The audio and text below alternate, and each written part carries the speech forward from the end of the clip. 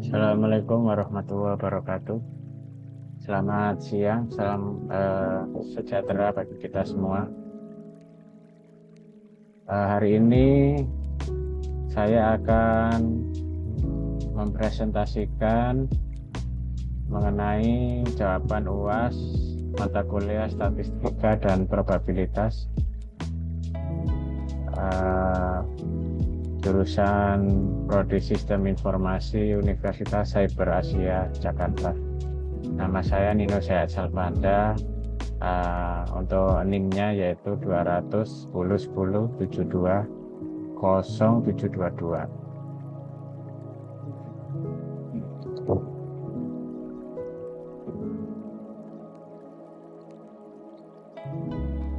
Jadi untuk langsung saja menjawab soal nomor 1 pada ujian statistika dan probabilitas,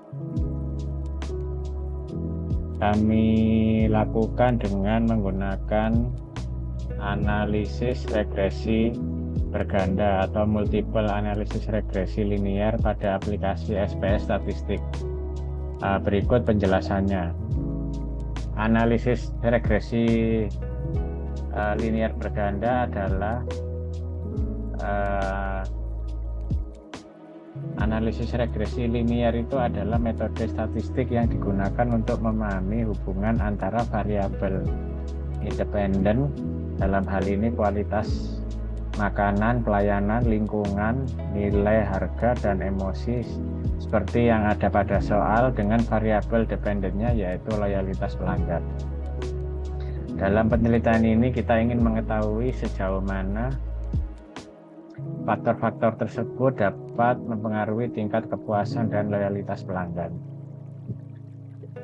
Selanjutnya, pengertian regresi linear berganda multiple.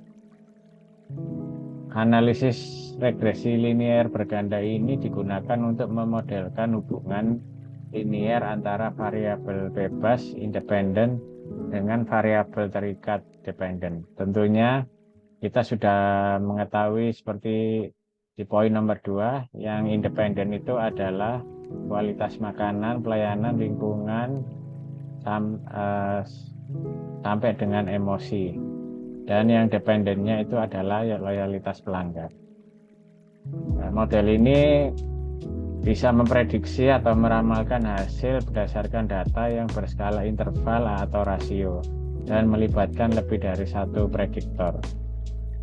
Perbedaannya dengan regresi linear sederhana, kalau yang sederhana itu variabel bebasnya hanya satu, sedangkan kalau berganda itu lebih dari satu, multiple. Nah, untuk memproses data di atas yang sebelumnya sudah disebutkan dalam soal berupa kuesioner 250 pelanggan, kita ekspor dulu ke aplikasi SPSS. Lalu nanti akan muncul tampilan sebagai berikut.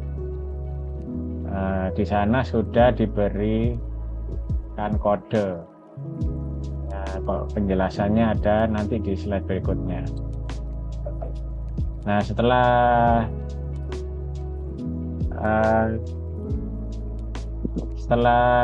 semuanya berhasil diekspor, lalu kita langsung melakukan uji analisa, yaitu dengan cara kita klik analyze, lalu kita masuk ke regression dan klik linear.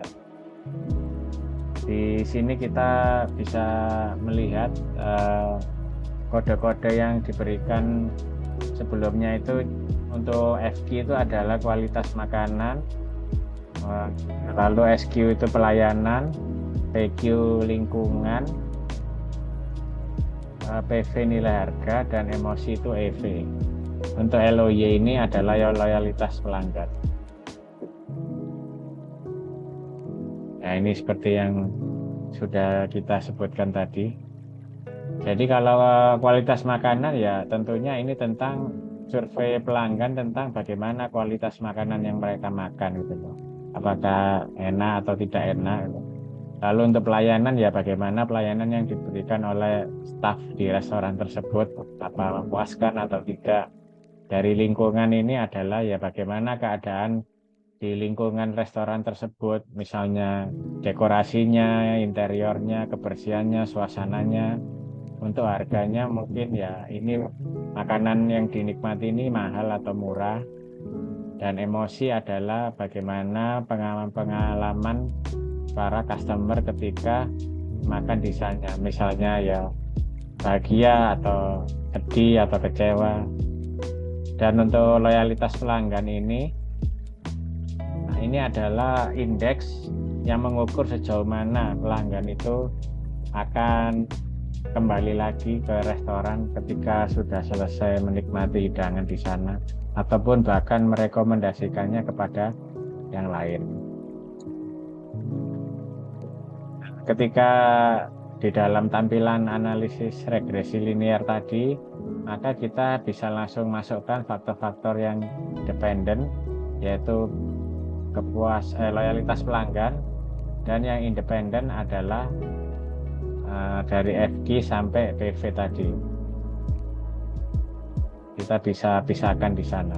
Setelah itu kita memilih kolom statistik. Ya di sini kita centang poin-poin yang nanti membantu kita bisa mengidentifikasi hasilnya. Nah, di sini ada R-square, lalu ada Durbin Watson. Durbin Watson ini kayak apa ya, metode penelitian yang mana ini membantu untuk mengidentifikasi apakah ada korelasi, karena tadi yang disurvei itu kan 250 pelanggan. Jadi apakah ada korelasi antara mungkin pelanggan pertama dengan pelanggan yang ke-10, pelanggan ke-20, pelanggan ke-50, mungkin sampai pelanggan yang ke-100 sekian, apakah ada hubungannya atau apakah ada korelasinya pelanggan-pelanggan tersebut terhadap loyalitas dari nilai dari loyalitas customer terhadap restoran tersebut.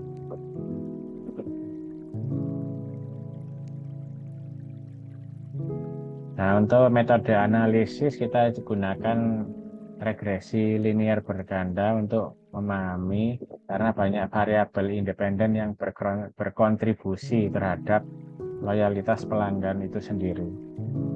Lalu data-datanya dikumpulkan melalui survei pelanggan dan dianalisa menggunakan aplikasi SPSS.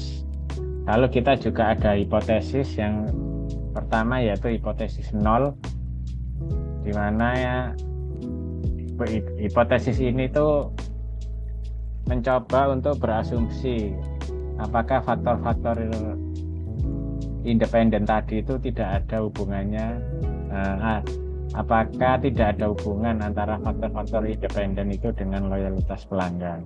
Lalu H1, hipotesis alternatif ini, setidaknya ada satu faktor independen yang berhubungan dengan loyalitas pelanggan.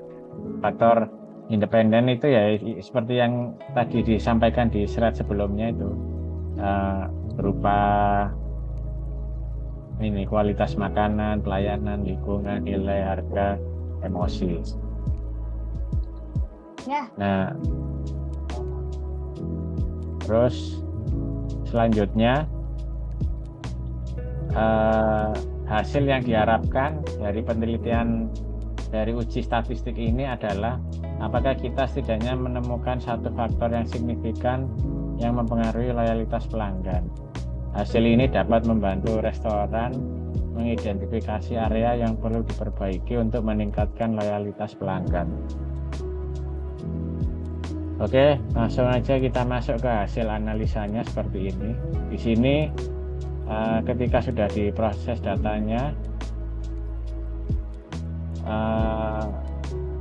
kita ada dua hipotesis ya. Yang pertama H0, tidak ada pengaruhnya antara FQ sampai EV dengan loyalitas pelanggan, dan H1, terdapat pengaruh antara FQ dengan loyalitas pelanggan. Di sini kita bisa melihat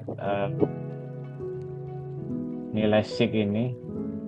Dalam statistik ini adalah ukuran yang menunjukkan seberapa kuat bukti yang kita memiliki untuk menolak hipotesis nol. Hipotesis nol apa? Ya ini tadi, tidak ada pengaruhnya antara faktor independen seperti yang saya tandai ini dengan loyalitas pelanggan. Nah, karena nilainya di sini adalah 0,00, nah, kesimpulannya terdapat pengaruh antara nilai FQ, SQ, PQ, PV, dan EV terhadap loyalitas pelanggan.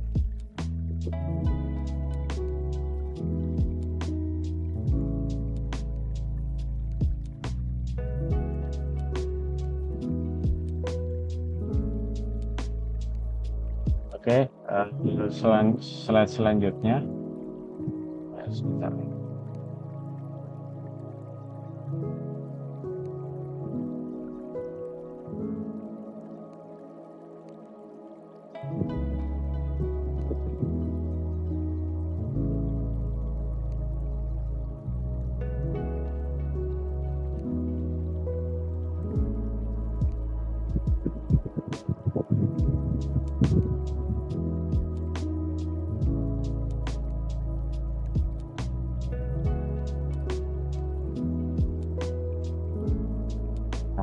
Lalu untuk tadi untuk soal 1A sudah, sekarang lanjut ke soal 1C.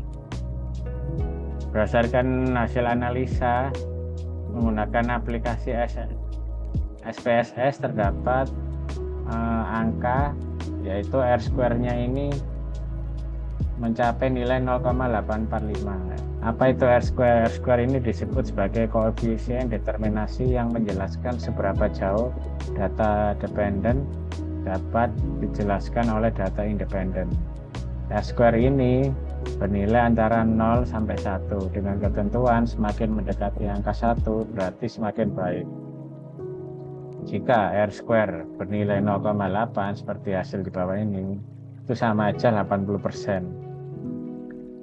Kesimpulannya yaitu terdapat pengaruh antara data-data independen FQ, SQ, PQ, PV, dan EV terhadap loyalitas pelanggan sebesar 84,5%.